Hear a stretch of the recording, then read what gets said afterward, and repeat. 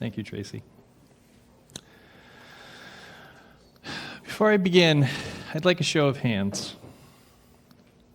Before last week, before the election, leaving all politics aside, how many folks gathered here today believed that there were at least one or more serious, entrenched, structural problems facing our communities, our country, and our world? Could be the environment, could be income inequality, could be racial tensions, global conflicts, whatever. Raise your hand if you had one or more major concerns about the current state of some major part of the world we live in before last week. Okay, I think that's pretty much everybody. I can almost guarantee that anyone that cast a ballot last week, no matter what candidate they voted for, felt similar in some way. Humans tend to make decisions based on what they believe to be in their best interests.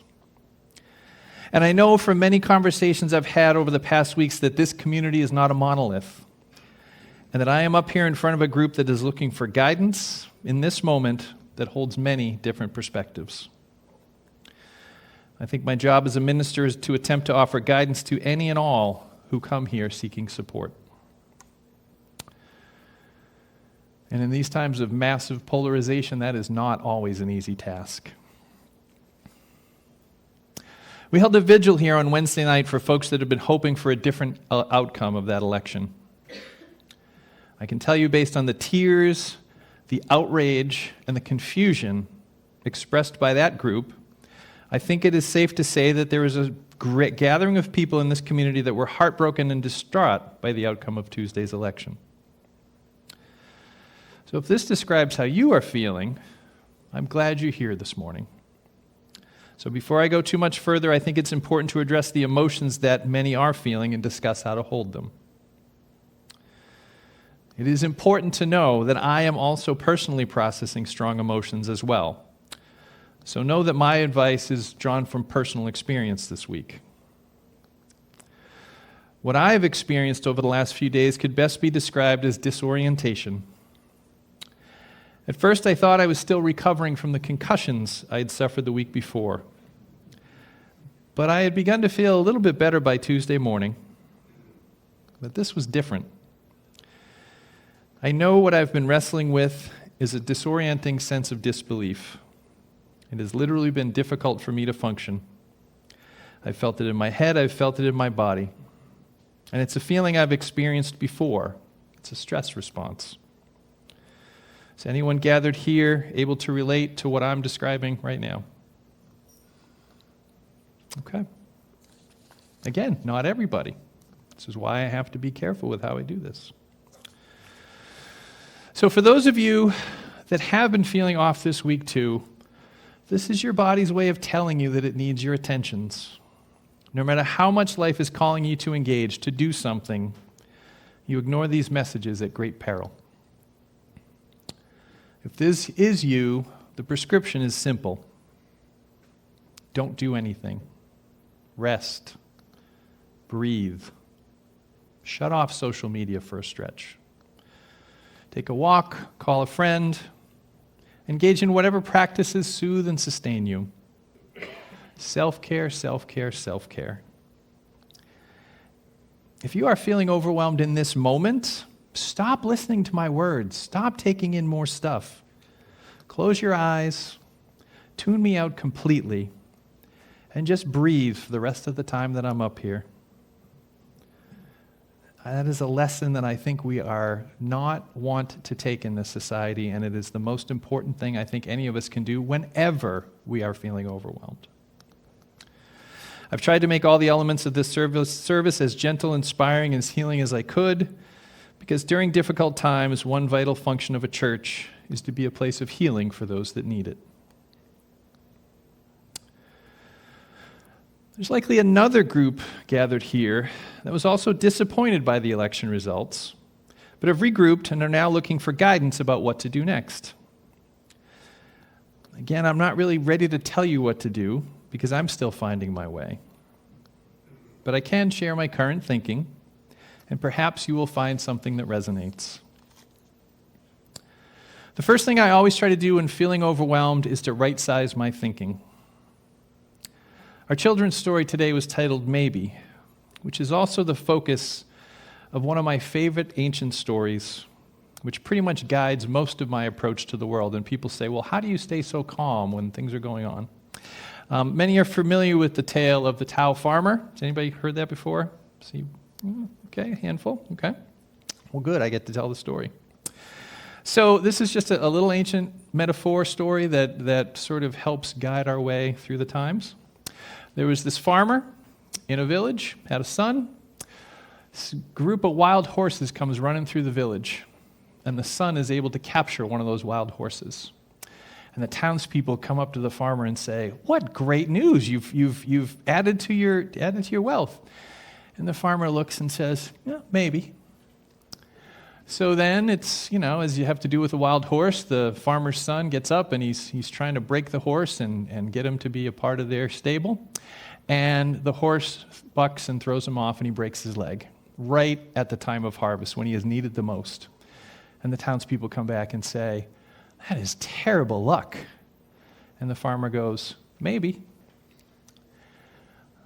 Later that month, the army comes through, trying to gather up all of the able-bodied people to go fight in a war. And of course, the son can't go because he's broken his leg. And the townspeople come and say to the farmer, "Well, I guess it turned out that was really good news." And he said, "Maybe." The lesson here is that no matter how tragic a thing may seem in the moment, we humans really have no way of predicting the future.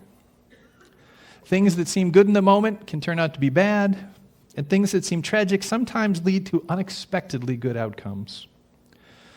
Realizing this truism makes it far easier, as Byron Katie says famously, to just love what is. Because approaching life in any other way dooms us to wasting an inordinate amount of time and our finite energy wishing things were a way other than they actually are. So after we get our thinking right, the next natural question may become, what should we do? What action should we take? And while I can't know what any of you should do individually, I can certainly share what my faith is compelling me to do in this moment in history. It is too soon for me to make any specific recommendations, and again, this is just my perspective. As we heard in the reading, I am not the final purveyor of truth, you are. I'm sharing my truth for your reflection, and you'll have to take what you hear and process it through your mind and heart and find what your truth and meaning are. But there's just still too much unknown that is going on to take the next months and year to begin to come clear for me to even know what is going to happen next. I have, however, seen this moment in history coming for a long time. It's the whole reason I left a high-paying corporate job to become a leader in this progressive faith. Perhaps as I share my thoughts, you will hear something of use that will help you determine what you might want to do next, no matter what your beliefs. Because for me, the answers are the same today as they were last week. I may personally feel that my actions now have more urgency, but my life choices up to this point were already based on the concerns that I had raised my hand about at the beginning of this sermon. I don't know what the future will hold. Who knows? Maybe everything will turn out great for everyone. It's just too soon to tell. There's been a big change. Who knows? But you all, every single one of you, I looked around, maybe I missed somebody, but pretty much everybody raised their hand at the beginning saying you had concerns before the election. Some of you have more concerns now that the election has passed. Some of you may feel better now that the election has passed. But if you have concerns, the best way to ease those concerns, and again, if you had those concerns, they were there before the election. The best way to ease those concerns is to become engaged in trying to be a part of the solution to whatever you say you are concerned about. Because the truth is, in a democracy, the president is not in charge. The president is not at the top of the pyramid. We, the people, are. All 330 million of us. We are one collective, messy boss. And last week, we made a collective decision that will impact our collective futures. And if you think that decision was wrong, it's not the candidate's fault or the campaign. It's ours, which is actually kind of empowering. Because if we are still in charge, we always have the power to course correct, no matter what happens next. But we do have to be willing to do the work. The boss that's at the golf course isn't keeping an eye on the business, right? For me, my work continues to be right here. I became a UU minister because I believe that this faith tradition contains everything we need to help our democracy and humanity survive into this next chapter of our evolution. And let me tell you why. This faith tradition strives to be a safe place for all. And I think we need that now more than ever. Unitarian Universalism is a living tradition that is ultimately a container for a set of shared, democratically created values, grounded in wisdom gleaned by people since the dawn of history, designed as all healthy natural systems are to adapt and evolve over time to remain relevant to its purpose as a human survival strategy. Because that is all religion ever is guidance on how to survive. Religions have survived dictators, wars, famines, displacements, and genocide. Societies have come and gone, but religion has remained through it all. It may have felt like it has been starting to falter over the last decades, but that is because other institutions have begun to hold some of the things that religions historically provided. And a system only continues to exist for as long as it is continuing to provide value. So here are the things that I think our faith tradition has the potential to offer that are needed in this moment in history.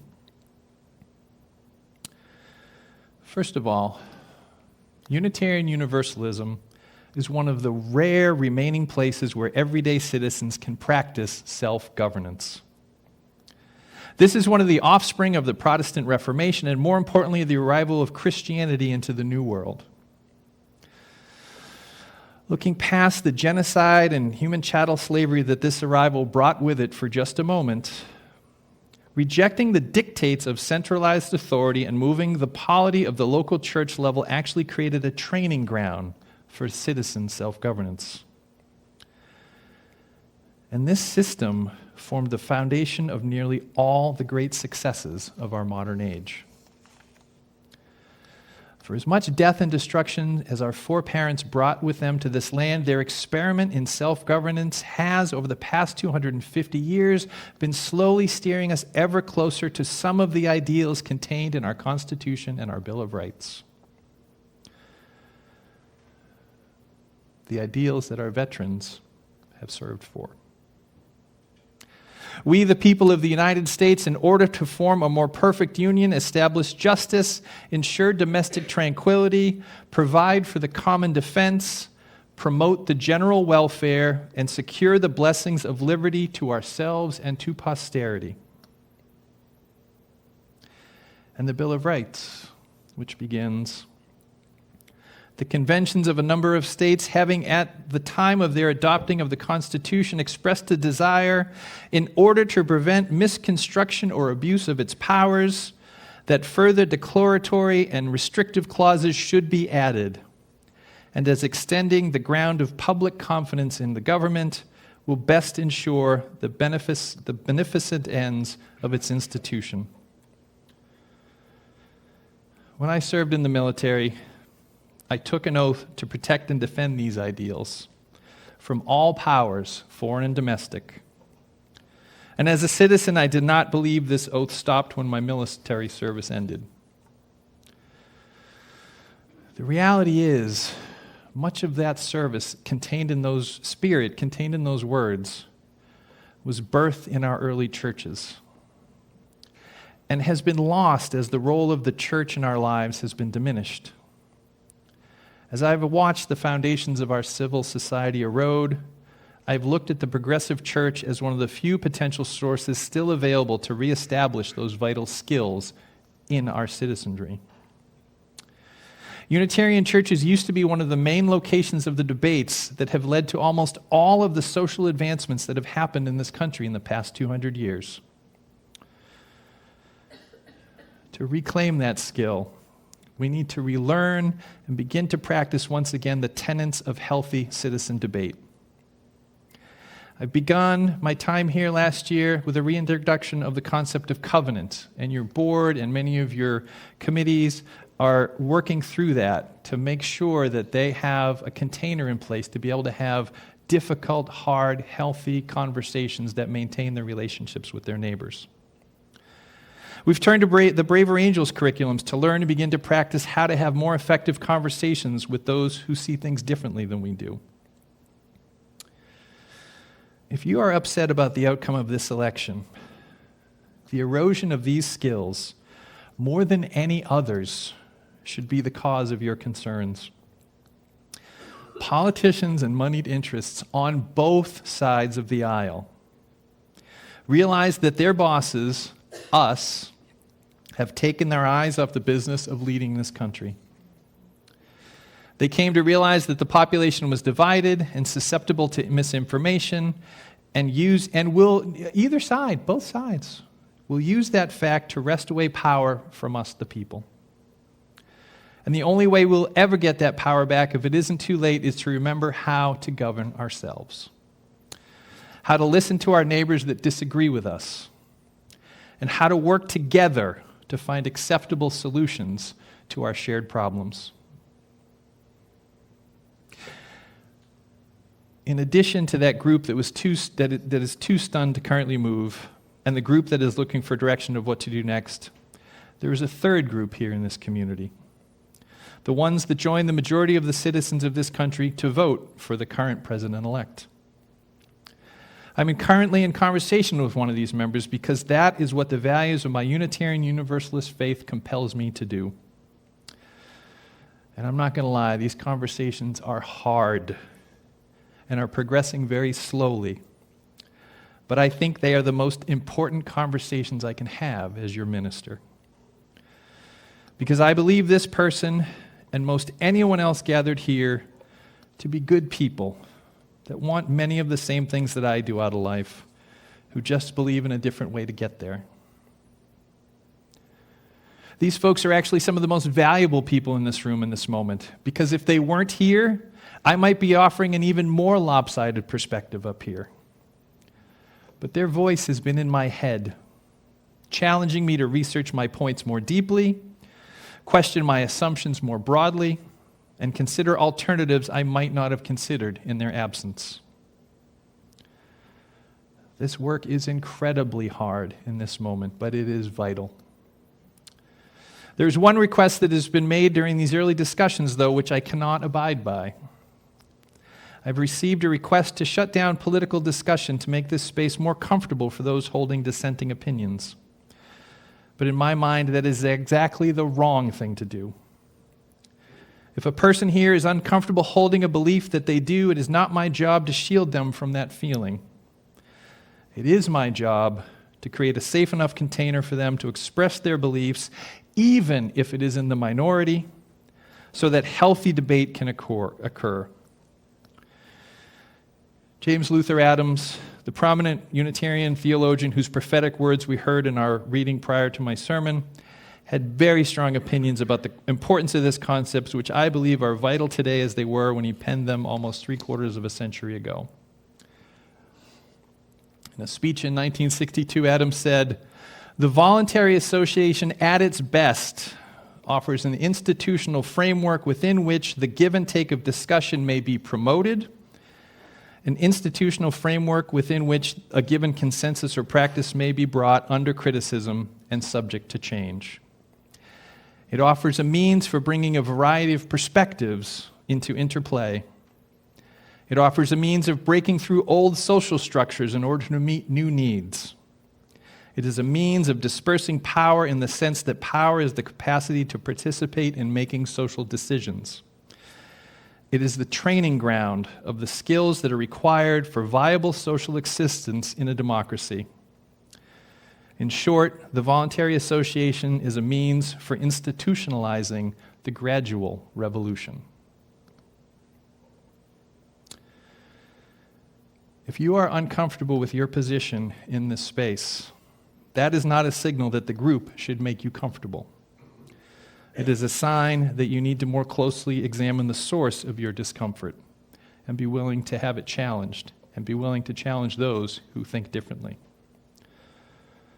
No matter what you believe, that is the path to regain our collective power as citizens.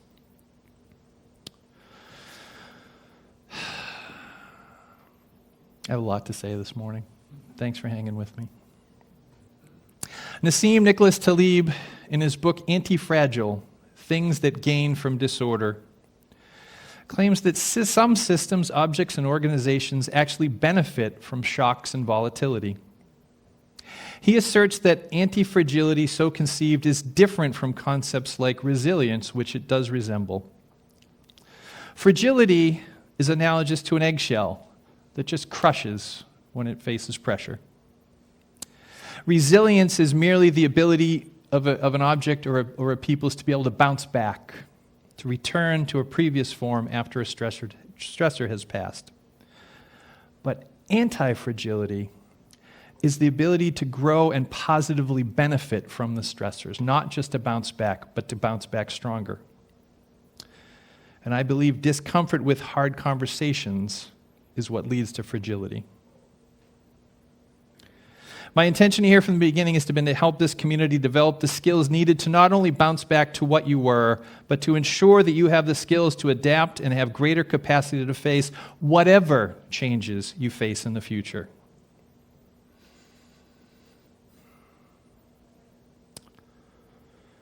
The second thing I believe this faith tradition has the capacity to provide is spiritual strengthening.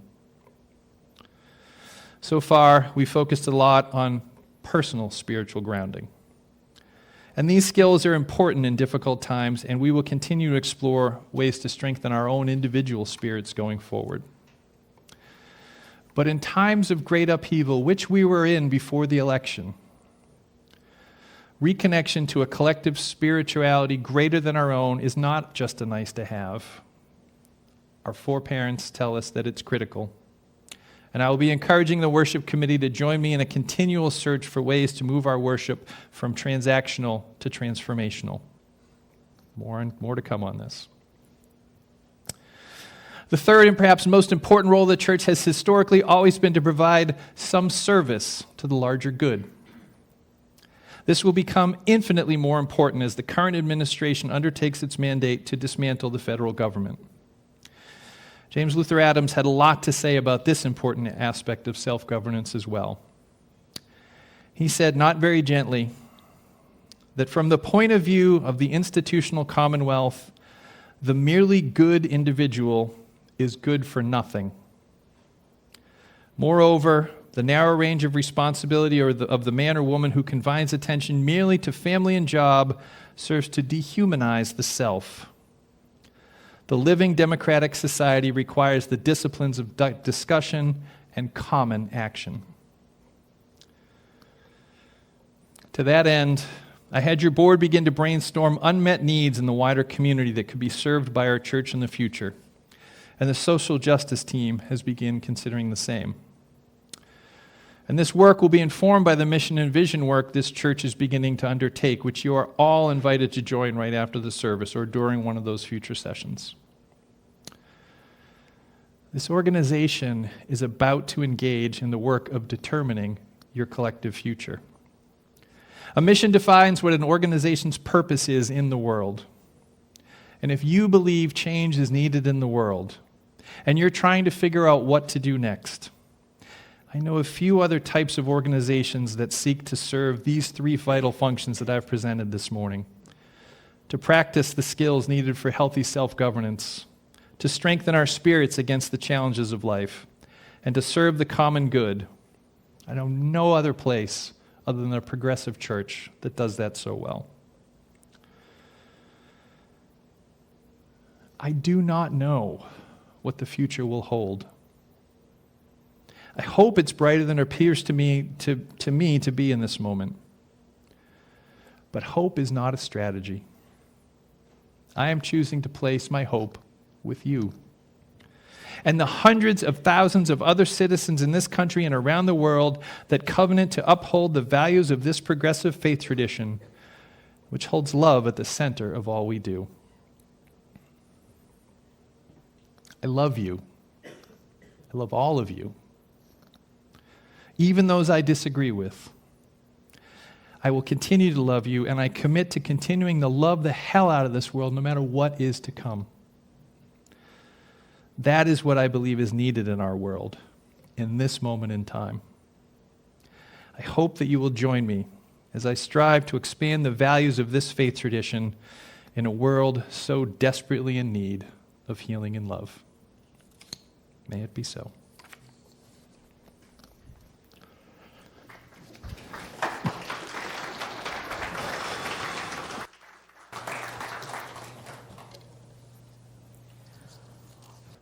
Do not be dismayed by the brokenness of the world. All things break, and most all things can be mended. Not as with time, as they say, but with intention. So go. Love intentionally, extravagantly, and unconditionally. The broken world waits in darkness for the light that is you.